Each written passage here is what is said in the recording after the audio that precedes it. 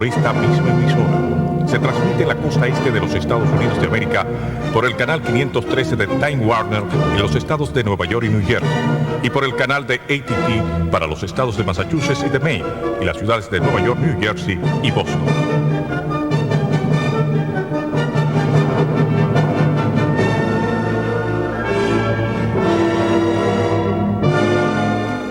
Saludos dominicanos en todo el territorio de la República y en ultramar, en la costa este de los Estados Unidos de América. E igualmente a todos sus habitantes de habla hispana. Hoy martes 13 de mayo del año 2003 les traemos otra edición de Agenda Nacional. Este programa sustenta los valores de la libertad y la democracia y el derecho de los dominicanos y los latinoamericanos al desarrollo económico y social, con apego y respeto a los principios de soberanía y autodeterminación que sustentan y hacen posible la convivencia pacífica de pueblos y naciones, para identificar y analizar los obstáculos que han impedido e impiden que alcancemos la condición de vida y la felicidad a la que somos acreedores. Les habla Leopoldo Espaillat Anita, y para llevar adelante este programa contamos como siempre con la ayuda y colaboración de nuestro amigo licenciado Roger Orlando Piña. Muy buenas, Roger. Muy buenas, muy buenos días. ¿Qué tal? Bueno, anunciamos que para mañana traemos como invitado al licenciado Mario Viñas Betance. Con él vamos a analizar todos los aspectos de mercado cambiario, la situación financiera de la República y del gobierno, etcétera, etcétera. Mario es una persona muy acuciosa, que se faja con todos esos numeritos, ¿no? Y los trae digeridos para que nosotros los podamos entender. Ese es el propósito de este programa. Vamos a ver por qué nos íbamos a sentir mal ayer, ¿no? Y hoy todavía nos estamos sintiendo mal, pero con algunos ajustes. Los jevitos pagan con prisión su exhibicionismo. Ahí están. Bueno, muestra tú esa, que yo voy a mostrarle el otro. Esta es una. Cuando eran conducidos a través de la explanada del llamado palacio, que no debe ser llamado palacio, de la policía, para... Mira cómo dice la foto. Y el título. Con ropa, mucha fama y presos. Okay. Ahora aquí están, como yo quería en exhibicionismo, vamos a decidirlo. La notoriedad ya ha llegado. Aquí está. Esos son los que estaban exhibiéndose. Ahora, yo entiendo, Roger, que el término exhibicionista que se le adjudica, vamos a ponerle los nombres. Generoso. Demasiado generoso. De izquierda a derecha, ahí tenemos a Justo Rodríguez de Jesús, Lincoln Catalino Paredes, Ernesto Antonio Gastón de León, Príamo Joaquín Mercado Crespo, que es el hijo del dueño del vehículo, o sea, de la jipeta en que andaban, y Eddie Bayován Bovea. Bueno, ese último, con esos nombres que tiene, sugiere que es hijo o vinculado a una familia de nuestro aprecio, pero lamentamos muchísimo que este muchachito haya dado esa demostración. De modo que con todo y su vínculo de familia o el aprecio que le podamos tener a su familia, si es que, como se deduce de sus nombres, es la última generación, lo que le cabe es lo que tiene, la cárcel, por esa vagabundería que hicieron, ellos todos ahí. Pero ese trato de exhibicionismo me parece excesivamente generoso y hasta auspiciante, si se quiere. Porque exhibicionista es una persona que siempre está en el medio buscando cámara. Eso es una vagabundería lo que hicieron. Una desvergüenza. Es total. Entonces, vergüenza para ellos. Y que los tranquen todo el tiempo necesario para que no se les olvide más nunca en el resto de su vida. Que tengan vergüenza todo el resto de su vida. Sí. Por eso quisieran. Como decía una frase en la época nuestra, decía, para un ejemplo de las generaciones presentes y venideras. Bueno, tú lo dices con un tono casi de... Así fue que me la aprendí. Sí, de amenaza. Sí. Pasearon desnudos, bueno, ya hemos evidenciado eso. Ese capítulo lo cerramos. Los simulacros de atentados en Estados Unidos, ¿verdad? Escenas de terror siguen a guión de nunca jamás. Ahora, la pregunta nuestra, esta gente se ha empeñado en hacer un teatro buscaron extras, hicieron, bueno, Show. todo, un verdadero espectáculo. Pero, miren esto. Esta es la crónica que saqué del New York Times, ¿no? Script en inglés quiere decir guión de película, ¿eh? Quiere decir que ellos estaban haciendo un guión de película. Y hicieron ahí unas escenas de terror, pero resulta ser, y es la pregunta de nosotros, de que, bueno, ¿y a qué va este adiestramiento? ¿Para qué sirve el simulacro? Porque ellos lo que están entonces adiestrando a la asistencia de las víctimas de los hechos. Lo que quiere decir que este adiestramiento que ellos están pretendiendo hacer no es para evitar que se produzcan los hechos, como pasó con los atentados del 11 de septiembre, donde hicieron el ridículo los servicios de inteligencia de los Estados Unidos. Aún estando advertidos. ¿Verdad? No, después de los hechos todavía le habían aprobado un ingreso a los Estados Unidos a uno de los que estaban ya señalados como de participantes en el atentado, y uno de los departamentos, creo que el de migración, le selló una aprobación para ingresar en los Estados Unidos. Lo que no se sabe cómo había entrado, pero los papeles estaban procesados y se lo aprobaron. Es decir, ahí había una total descoordinación absolutamente de todo, pero tenemos mucha duda de que eso que se creó, se llama la Secretaría de Seguridad Interior o algo así, ¿no? Seguridad interna, sí. Vaya a resolver nada. Creo que las descoordinaciones en los entes operativos va a seguir. Vamos a ver, pero esto, si lo que se está haciendo es adiestrando a la parte que da la atención médica, entonces no estamos en nada. Yo no sé, ¿qué tú interpretas? Bueno, como usted ha señalado, eso es para la etapa a posteriori, ex post, no para la etapa preventiva, que es la más importante en este tipo de cosas y que es la más descuidada y que parece ser la que menos coordinada estuvo cuando los hechos ocurrieron y que sigue y va a continuar. Óyeme, esto, le ponen incluso una serie de explosiones.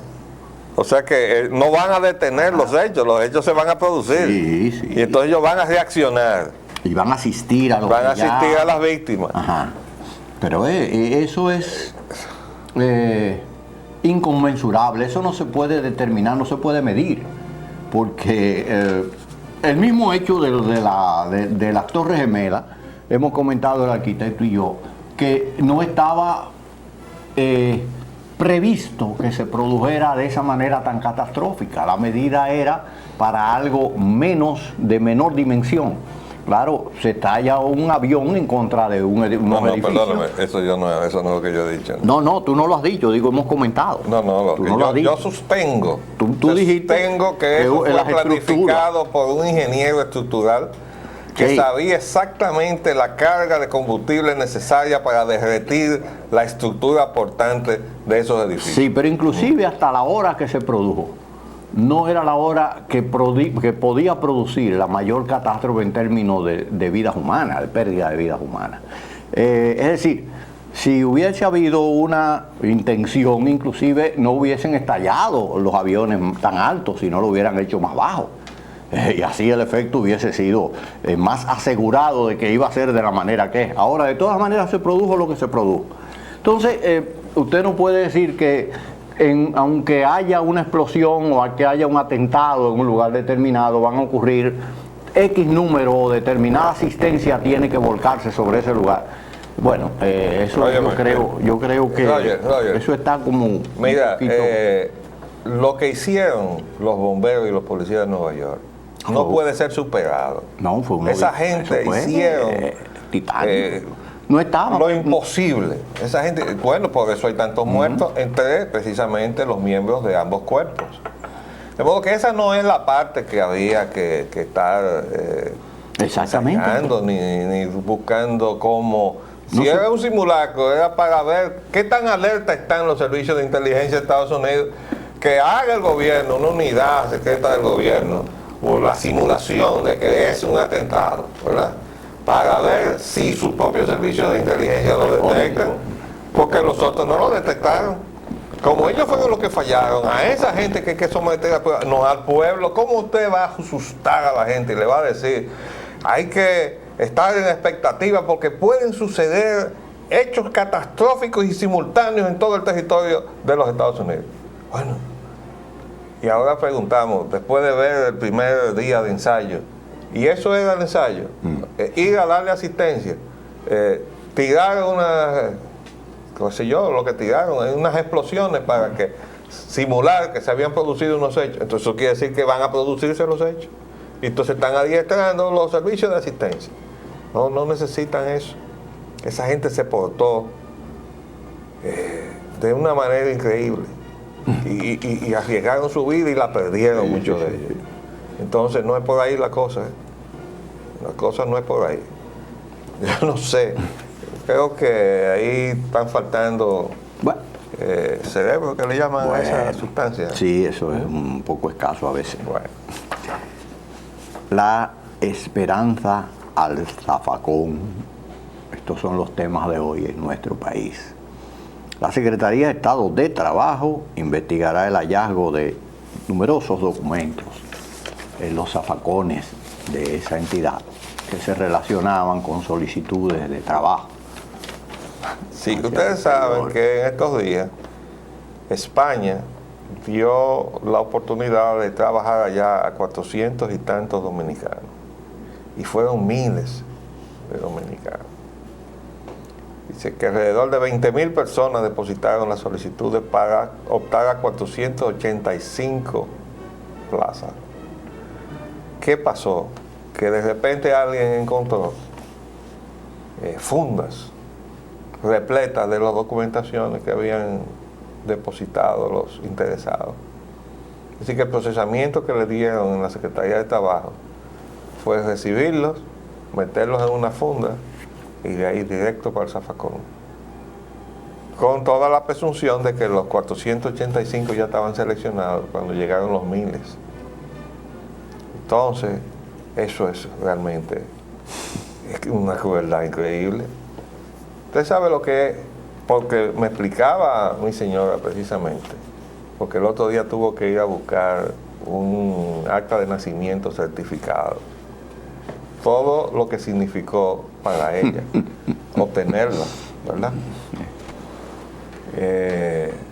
Los tributarios intermediando. No, ya tuvo que ir a la oficina de oficialidad de Estado Civil y tuvo que ir personalmente con una copia para que se la certificaran después de verificar en el libro y tal. Óigame, toda esa gente tuvo que hacer eso. Sí, otros documentos y más, fotografías y una serie de cosas. Y entonces van a recibir toda esa montaña de documentación que realmente fue el retrato de la desesperación en que está el pueblo dominicano por encontrar oportunidad de trabajar, sobre todo fuera de aquí, porque definitivamente la gente no tiene aliciente para trabajar con un peso que todos los días está más pequeño. Y entonces, si tiene la posibilidad de recibir su remuneración en euros o en dólares, aprovechen la primera oportunidad para irse de este país. Lo que tiene hundido este país es la devaluación monetaria. Y mire que se lo vengo diciendo. El modelo económico, que es un modelo económico que conlleva la devaluación del peso dominicano. Y ahora se está estudiando la dolarización. A lo que, bueno, es que ahora viene una opinión que la vamos a leer, nada menos que el Banco Mundial, sobre el asunto de la dolarización. Pero hay gente que está en eso.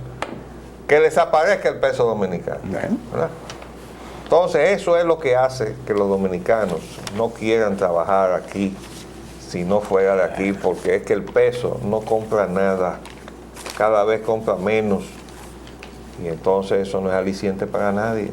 Ya hemos dicho que ese modelo de la maquila mexicana, de las zonas francas que son las maquilas, es poner a competir la miseria de un país contra la miseria de otro país. Y el país que gane, ese país se fastidió, porque va a tener más miseria, y su salario va a ser más miserioso, y su gente va a ser más miseriosa. Así va a ganar las inversiones que vengan de fuera. Ese modelo tenemos que sacudirnos de arriba todos nosotros, los países del área del Caribe, tenemos que ponernos de acuerdo y decir, vamos a competir frente a terceros, pero todos juntos. Entre nosotros no vamos a competir, vamos a acordar precios, vamos a acordar que no vamos a competir en salarios miseriosos, vamos a poner un salario mínimo equivalente en dólares donde no lo vamos a bajar bajo ninguna circunstancia. De modo que todo el que quiera invertir en esta área encuentre la misma situación por toda parte y tenga que atender a factores muy específicos de la ventaja comparativa de un país frente a otro. Mejor calificación de la mano de obra, mejor infraestructura de servicios, sí, lo que sea. Pero competir no, en eso. No sobre la base de que les vamos a ofrecer el salario más miserioso, porque eso es arruinar a nuestro país. Y eso deberíamos tener la inteligencia mínima para entender eso.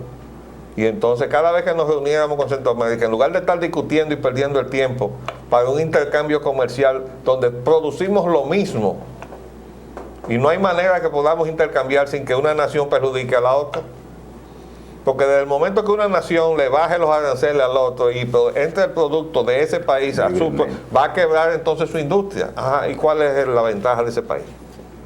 No lo puede hacer.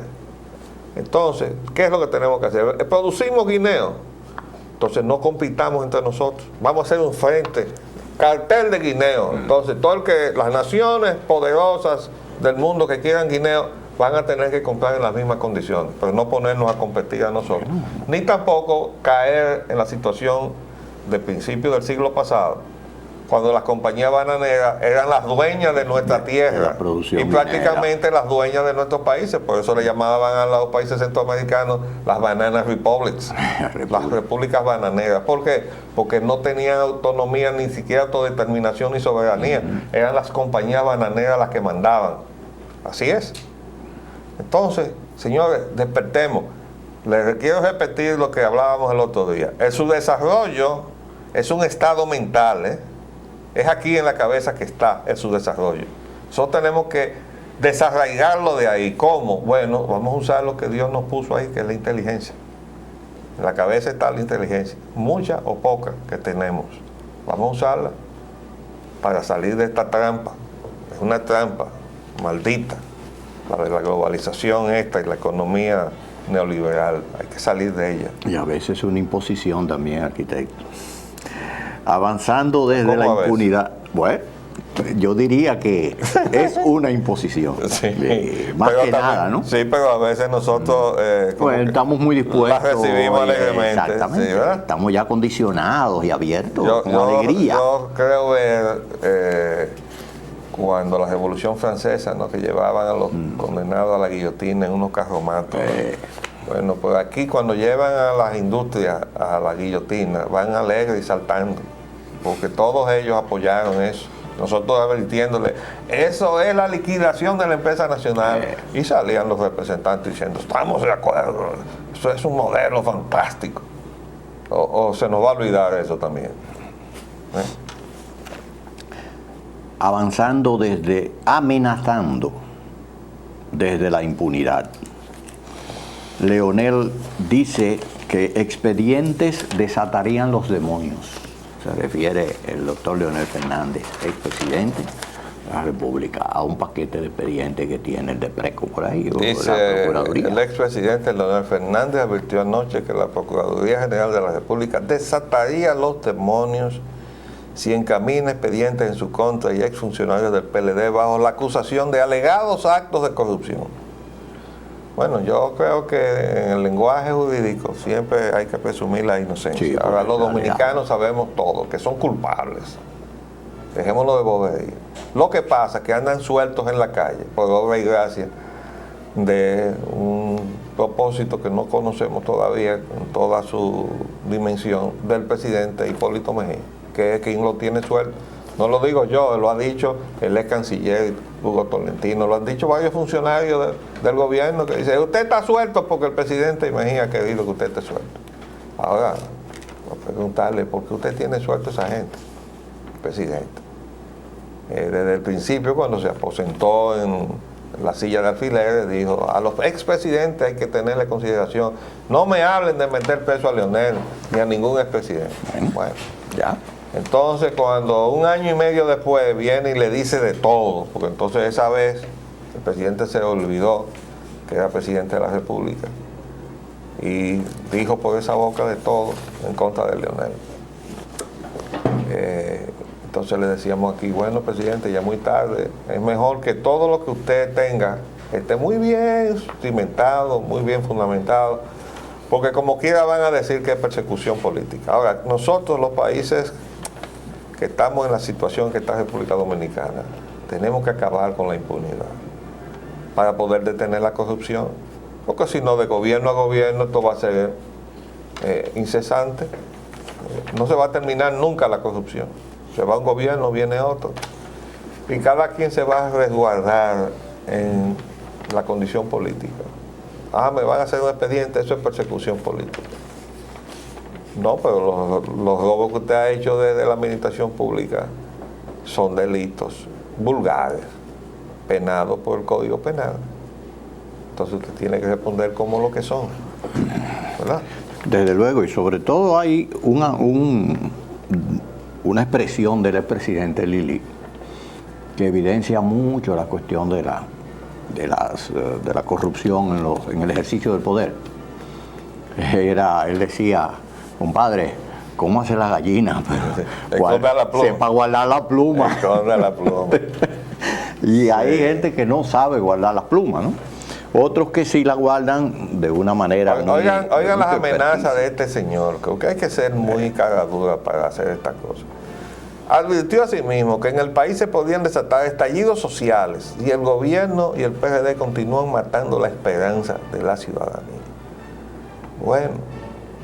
La esperanza está cimentada en eso. Y toda la gestión que usted hizo, presidente Leonel Fernández, en sus 4 años, usted no mató la esperanza de los ciudadanos dominicanos. Con esa capitalización y todo lo que se derivó de ahí, todavía lo estamos padeciendo.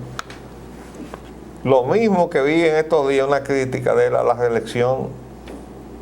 Óigame, pero el señor Leonel Fernández intentó reelegirse y paralizó al PLD de la búsqueda de una opción hasta el último momento. Después impuso a Danilo Medina, que era el secretario de la presidencia. Le metió una zancadilla a Jaime David Fernández Mirabal, pero trancó todo el movimiento interno en el PRD a la espera de ver si él iba o no iba, hasta el último momento, porque él intentaba ir. Entonces, el señor Leonel Fernández no tiene calidad para llamarle la atención a nadie, ni para estar en estas actitudes, porque esto es sencillamente el resultado de la impunidad que le ha consagrado este gobierno. Vamos a hacer un paréntesis y volvemos en un minuto.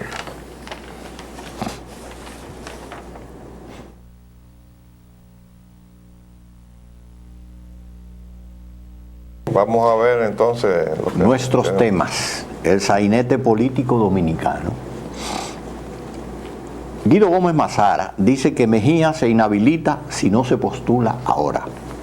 Ahí está la cosa. Óigame esto. Ustedes recordarán que habíamos dicho que ese era el kit del asunto. Cuando Gómez Mazara salió precisamente criticando a Eligio Jaques por haber dicho que había consultado informalmente a la Junta, a la Suprema Corte de Justicia, y que de acuerdo a la opinión que tenía entonces ya en sus manos el PPH, si el presidente no iba ahora, no iba a poder volver nunca, porque le era aplicable la Constitución que dice que no puede volverse a postular más nunca. Entonces, pero él intenta ir ahora, pero tiene un argumento en contra, que es el argumento de la inconstitucionalidad de la reelección. Esa misma Constitución. Por la no retroactividad de la ley. Es decir, cuando se produjo la modificación de la Constitución ya él era presidente.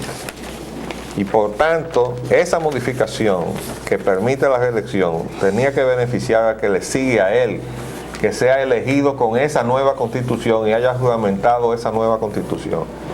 Él fue elegido con la otra y se juramentó con la otra, que tenía la prohibición a la reelección.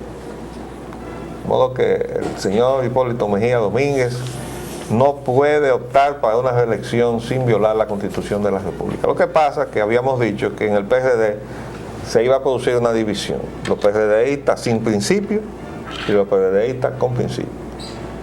Los PRDistas sin principio, bueno, ahí se meterán esas PRDistas de última hora, que son los PPHistas, que nunca fueron PRDistas, y entraron para estar en la nómina del PRD para fines de la convención interna. Y después decir que son PRDistas, pero los PRDistas no tienen nada, absolutamente nada. Claro que hay que decir también que en el PRD se necesita un esfuerzo para rescatar la misión del PRD, la misión histórica del PRD, cuando el PRD llegó a ser la Esperanza Nacional, es decir, porque tenía un mensaje de reivindicación de toda la gran masa de ciudadanos dominicanos que necesita un gobierno que los rescate de la condición en que hemos venido a caer, producto de todo lo que significa la liquidación de la soberanía nacional, la económica, la política, etc. Entonces, el PRD, al dejar olvidado en algún camino, en algún vericueto, sus postulados programáticos e ideológicos y haberse montado en el carro del neoliberalismo, ahora lo único que le queda de principio es la no reelección. De todo el universo de candidatos que está ahí, el único que levanta el estandarte de lo que son las raíces ideológicas del PRD se llama Rafael Flores Estrella. Después todos los demás están aguantándose ahora del palito ese de la no reelección, porque es lo único que a ellos les interesa de lo que es la ideología del PRD. Pregúntenle a ver si ellos van a cambiar el modelo económico. La soberanía. Pregúnteselo a Rafael Suberví, o pregúnteselo a Pedro Franco Badía, o pregúnteselo a Ramón Alburquerque, o pregúnteselo a Esquea Guerrero, el amigo Manuel Esquea. Pregúntenle cuál es el modelo económico que ellos van a propiciar, si van a enfrentarse a esto que se ha heredado para cambiarlo, para echarlo para atrás. Pregúntenlo. Ese es el kit del asunto. Entonces, en el PRD tiene que surgir, si es que es posible, un movimiento que se rescate a sí mismo el PRD. Como en este país tiene que surgir un movimiento que permita que nosotros los dominicanos nos rescatemos nosotros mismos. Y si no lo hacemos, nos estamos liquidando, suicidando. Como país, como sociedad, como pueblo. Sí, la moral social. Entonces, vamos a ver qué pasa ahí. Pero mientras tanto, esta gente está jugando con todo, ¿verdad? Y estos no son más que unos oportunistas. Y a la posibilidad de no tener nada, ningún instrumento de coerción en la mano para condicionar lo que venga de adentro del PRD, que surja un candidato y le digan, bueno, pero tú para poder llegar, tú tienes que comprometerte, que nos vas a proteger, todas esas cosas. Ya no pueden, no pueden estar ni en las reuniones de los precandidatos, porque pero ustedes no pueden estar aquí. Ah, sí, tenemos un precandidato, ¿quién es? Entonces ahí salió a relucir. Ah, es el presidente. Ah, el presidente. Pues el presidente había dicho, ¿cuántas veces? 42. 42 veces que no. Contadas. Entonces ahora sí. Entonces, ¿quién ha quedado mal? Pues el presidente. Y con eso va a ganar una postulación o repostulación. No la va a ganar. Eso va a ser un desastre en lo personal para Hipólito Mejía Domínguez. Pero, como él está tan apegado al carguito y a los compromisos que ha conllevado. Lo vamos a decir más adelante. Dice que el señor presidente, don Miguel Hipólito Mejía Domínguez, el poder es el poder. El mandatario calificó anoche de sindicato al grupo de precandidatos que se reúne con Atuey de Camps. ¿Qué significación tiene para usted eso de que el poder es el poder? Yo no le veo una... eso que dada en la situación lo que dijo ahí expresó. fue que me gustó el carguito. Bueno. Sí, así es. ¿Verdad? Sí. Y digo, el poder es el poder. Y él lo está aplicando. Lo estoy usufructuando. Y usando también. Usufructuando. Lo estoy usufructuando. Y los otros también lo están usufructuando. Entonces, pero el problema no es tanto el hecho de que dejen de disfrutar del poder, que eso ya de por sí es un precio a pagar, ¿verdad? A nadie de lo que disfruta tanto el poder le gusta dejar de disfrutarlo. El problema es que están dejando una estelita atrás que puede convertirse en una cola que le pisen. Y entonces estar fuera del poder con una cola que le pisen es peligroso, porque eso entonces produce una aproximación a la cercanía de San Cristóbal. Se llama Najayo, ¿verdad? Que dejó de ser un bello sitio ideal. Sí, dejó de ser un bello sitio ideal. Y ese es el problema. Ahora tenemos problemas por haber gozado tanto el poder. Ese es el problema, ¿verdad? Pero el presidente no se puede montar en el mismo barco con toda esa gente. Pero eso es lo que él ha hecho. Vamos a ver qué dice. Doña Milagros Ortiz afirma que el presidente Mejía no fue leal con ella. La señora vicepresidenta considera que el presidente no es el mejor candidato del PRD. No, bueno, ella considera que es ella. Sí. Bueno, natural. Pero el PPH proclama que nada ni nadie impedirá la candidatura del presidente Mejía, dice otro titular, y eso es lógico. Estos son titulares que hemos mantenido aquí porque son significativos, sí, sobre todo el que viene. La señora Sonia Guzmán, secretaria de Industria y Comercio, dijo que la reelección garantiza la solidez de la democracia. Bueno, eso yo se lo voy a guardar aquí, en el archivo del disco duro de mi computadora. Bueno, ahí sí hay una contradicción grande, ¿verdad? Para recordárselo de aquí a un tiempecito, recordarle eso. La reelección garantiza la solidez de la democracia. Es una parte esencial de la democracia, la alternabilidad del poder. Bueno, lo que pasa es que ahora mismo no podemos sentarnos con ella a debatir el asunto. Bueno, sí, es verdad. Pero después quizás. Bueno. El PLD y su oferta electoral. Blanco Fernández inscribe precandidatura en el PLD. Señor Blanco Fernández cree que el PLD incumplió los objetivos de su origen. Y Blanco Fernández pide también rescatar el programa de liberación del Partido de la Liberación Dominicana. Bueno, estos son titulares todos de la semana pasada, pero no llegábamos ahí. Yo lo quise poner aquí para tocarlo. Primero porque nos alegra saber que hay un candidato que está pidiendo rescatar el programa de liberación del PLD y además que reconoce que se incumplieron los objetivos de origen.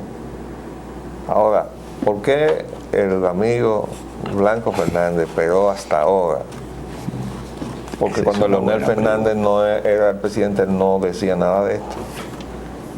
Y lo mandaron para la refinería dominicana de petróleo, donde él realmente salió al poco tiempo, realmente estaba incómodo ahí, ese no es su campo, no sabía nada de eso. Yo cuando llegué a la refinería tampoco sabía nada de eso, pero tenía unas nociones en el ámbito económico que el amigo Blanco Fernández no tiene, y además me dispuse entonces a aprender. Yo creo que cuando me sacaron, yo sabía ya un poquito más o ignoraba un poquito menos de la materia, al punto que yo creo que he sido el presidente de la refinería que más carpeta le ha dado a la Shell, ¿verdad? Porque ya yo sabía el terreno en que estábamos moviéndonos, y por eso pidieron que su abogado, que igualado que el presidente Jorge Blanco, Salvador Jorge Blanco, ya hasta lo había borrado yo, que era su abogado igualado los 4 años que tuvo de presidente, me destituyera, y me destituyó porque yo pedí la auditoría de la refinería, una auditoría financiera y otra técnica, por aquello de la adulteración de los productos, para aligerarlos, para obligarnos a más consumo de combustible.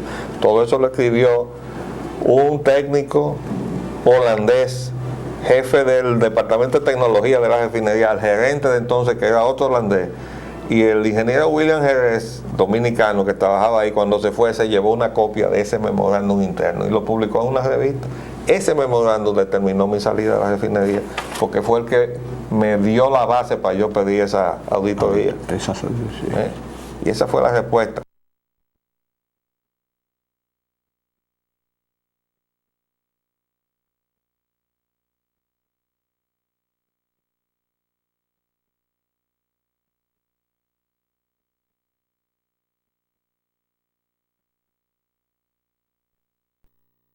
El pastel en la República Dominicana. La corrupción viene de muy atrás y tiene muchas formas, pero todas se mueven arriba de la papeleta. Vamos a ver. En relación con Haití, el doctor Pelegrín Castillo, en relaciones con Haití debe primar interés de República Dominicana, dice Pelegrín. Dijo que la desestabilidad en Haití es responsabilidad de las potencias extranjeras. Bueno, yo no usaría el término responsabilidad. No. Yo creo que es el producto de la acción de esa gente. Y claro que es su responsabilidad también. O sea, ellos son los que tienen que hacer frente a eso, pero ellos son los causantes de eso. Esas potencias son los causantes. Y además, ahí hay potencias que son responsables históricos, como el caso de Francia, cuyo presidente llegó a decir que no, que Haití no había sido colonia de Francia. Parece que ahora se le fue esa. Ahora se les llama territorios de ultramar. Por eso. Y quizás entonces, de una manera, bueno, hasta pasando el tiempo, ¿no? Y aplicándolo retroactivamente hacia atrás. Él creía que antes se le llamaba. Sí, Haití era desde aquella época un territorio de ultramar de Francia y no una colonia. Donde había esclavos y donde hubo muchísimo atropello, ¿verdad? Petróleo y combustibles. Vuelve a subir el precio del petróleo de la OPEP a 24,1 centavos dólares el barril. Bueno, acuérdense que eso son especulaciones bursátiles y eso es el resultado de que la OPEP anunció que iba a recortar sus cuotas, pero es sencillamente por el hecho de que ahí hay un desorden ya mayúsculo. Nunca se cumplen las cuotas de la OPEP. Y en la última reunión que se hizo, lo que se hizo fue legalizar lo que se estaba haciendo y pareció como que se estaba recortando la participación en el mercado y realmente lo que se hizo fue llevar las cosas al nivel de lo que se había hecho por debajo de la mesa. Pero entonces son especulaciones de mercado. Ahora, desgraciadamente, de acuerdo a las reglas que nos han impuesto y que nosotros nos hemos dejado imponer, como por ejemplo, cómo fijar los precios internos en la República Dominicana, el reglamento dice que nosotros tenemos que ir con esas especulaciones, no con la realidad de lo que la facturación del petróleo que recibimos. Yo no sé hasta cuándo, pero no tengan duda de que en algún momento en este país habrá un gobierno que defienda a los dominicanos. Porque es que sencillamente, ¿cómo es que dice el refrán? No hay más que dure 100 años ni cuerpo que lo resista. Bueno, esta política neoliberal de liquidación dominicana, no hay cuerpo que lo resista. No hay cuerpo que lo resista. En referencia a ello, economía dominicana. Este espacio de la economía dominicana abre con el escándalo Baninter. Artículos por Marino Zapete. Bueno, antes de entrar en los artículos de Marino Zapete que me llegan por internet, hay que decir que hay un titular en la prensa que dice el Fondo Monetario está aquí, pero dice el secretario de Finanzas, pero no está aquí por el asunto fiscal. Sí. Porque no se justifica en el asunto fiscal, sino porque el Banco Central pidió la asesoría del Fondo Monetario. Para el caso Baninter. Para el caso Baninter. Es decir, el agujero que hizo Baninter en la economía dominicana fue tal que el Banco Central, que no debía estar manejando el tema, sino la superintendencia de banco, dice la ley. Es decir, la Junta Monetaria podía disponer que la superintendencia del banco interviniera a Baninter. No lo hicieron así.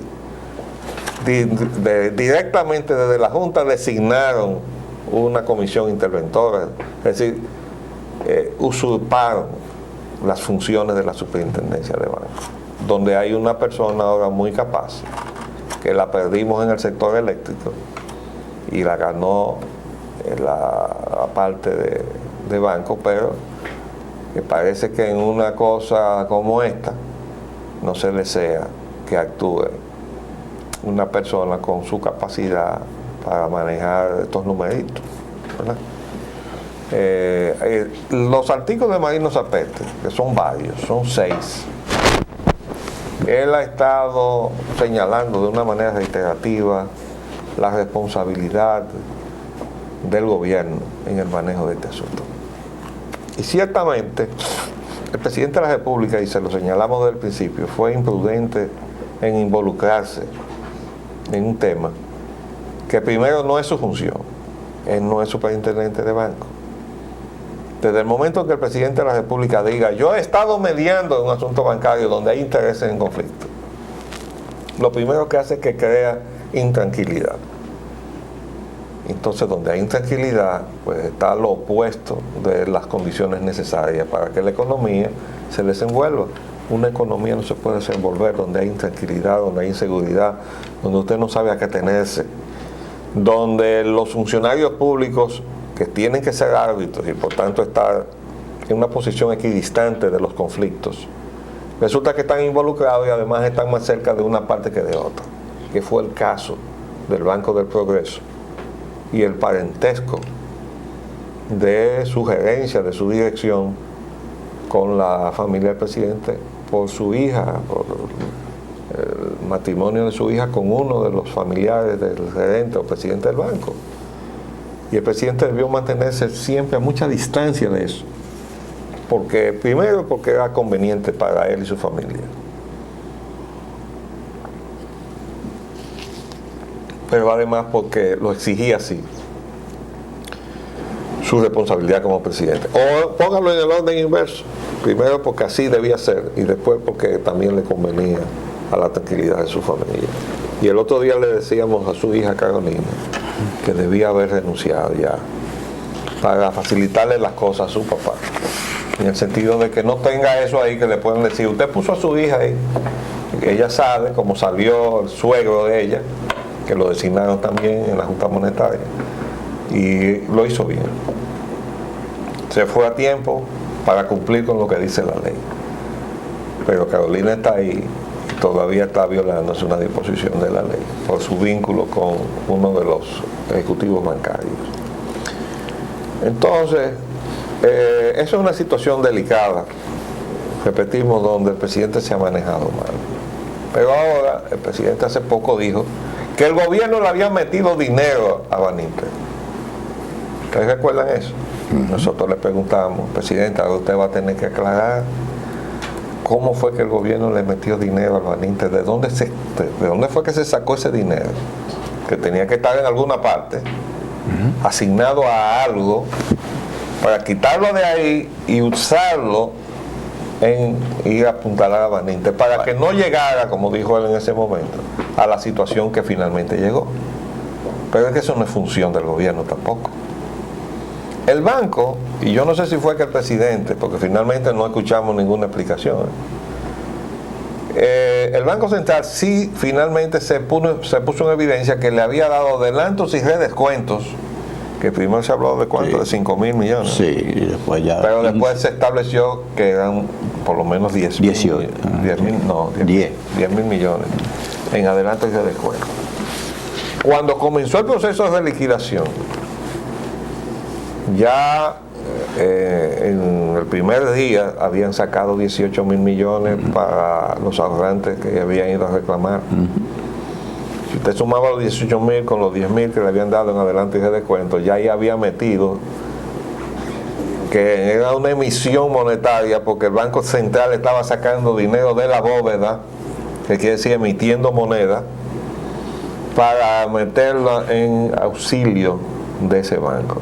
Entonces uno recuerda también que el gobierno estaba desmonetizando dinero. ¿Tú recuerdas? Al mismo tiempo, 5.000 millones con unos certificados que había pedido precisamente el Banco Central, que ahora se aduce que por el hecho de haber auxiliado a Baninter de la forma en que lo ha hecho, no está causando los efectos que que la realidad financiera está revelando en cuanto a la prima del dólar y aumentando el circulante. ¿Te refieres a los bonos emitidos para los certificados? No, yo me refiero a que el gobierno, la Secretaría de Finanzas, estaba entregando recursos y desmonetizando al Banco Central. Se había comprometido a hacer eso con los empresarios y los empresarios cada rato se los reclamaban. Y se había comprometido a desmonetizar una cantidad que el gobierno iba muy atrás del Sí, monto. primero se habló de 350 millones mensuales, después Exacto. de 500. Ahora, ¿qué hizo entonces el dinero que el gobierno desmonetizó? Se metió en la bóveda. Tan pronto usted tranca el dinero en la bóveda, queda fuera de circulación, es desmonetizado. Cuando usted lo saca, usted lo está monetizando. Entonces, ¿qué resulta? Que el destino de esa monetización es a favorecer a un banco particular. Exactamente. Ahora, los artículos de Marino Zapete, que vamos a tener que comentar durante varios días, dicen muchas cosas. Pero yo quiero decirle que me llegó otra edición del catálogo electrónico de la fábrica de yates, a donde se señala que ordenó un yate el señor Ramón Báez Figueroa. Y quiero decirle que en esa última edición del catálogo hay una parte que se llama órdenes de compra. Y ahí yo entré a través del internet y encontré el yate Patricia. O sea, de acuerdo con el libro de órdenes, el yate Patricia no ha sido entregado todavía. La fecha de entrega es diciembre del año 2004. Y el yate Patricia no tiene 45 metros de eslora, tiene 60 metros de eslora. Oye, un vapor. Lo que parece es que se le ha prestado un yate menor de tamaño para que lo use en lo que se le entrega Mientras tanto. el yate que se ordenó. Porque de acuerdo a lo que dice esa parte de la documentación de la fábrica, ese yate está programado para ser entregado en diciembre del año que viene. Sin embargo, en el mismo cuerpo de la remesa que yo recibí, se hablaba del yate que está anclado en la Romana. Y yo decía, no puede estar anclado en la Romana un yate que se va a entregar el año que viene. Entonces llegué a la conclusión, estos son inducciones que uno hace, deducciones que uno hace, de que debe tratarse de un yate prestado a cuenta del que viene, que es mucho más grande, 15 metros más grande. ¿Qué le parece a usted? Bueno. A todos aquellos que estén interesados en pasear por el yate, que pueden ¿Por el llamarme internet? al teléfono, Por el que yate. yo le voy entonces a enviar a un internet, que me den una dirección de internet, el catálogo que yo recibí, porque uno puede caminar por el yate. Es bueno esa experiencia para uno coger cuerda con las cosas que están pasando en este país, porque de verdad que uno se indigna cuando uno ve que eso se hizo con el dinero de los ahorrantes de un banco, de acuerdo a lo que se ha difundido, ¿verdad? Y que el señor Báez Figueroa no ha negado por ninguna parte. De manera que dejémoslo ahí por el día de hoy. Les hablamos Leopoldo Payán Anita. Y Roger Ogando. Hasta luego. Agenda Nacional les llega en vivo de lunes a viernes de 11 de la mañana a 12 meridiano y es grabado y retransmitido de 12 a 1 de la madrugada por esta misma emisora. Se transmite en la costa este de los Estados Unidos de América por el canal 513 de Time Warner en los estados de Nueva York y New Jersey y por el canal de AT&T para los estados de Massachusetts y de Maine y las ciudades de Nueva York, New Jersey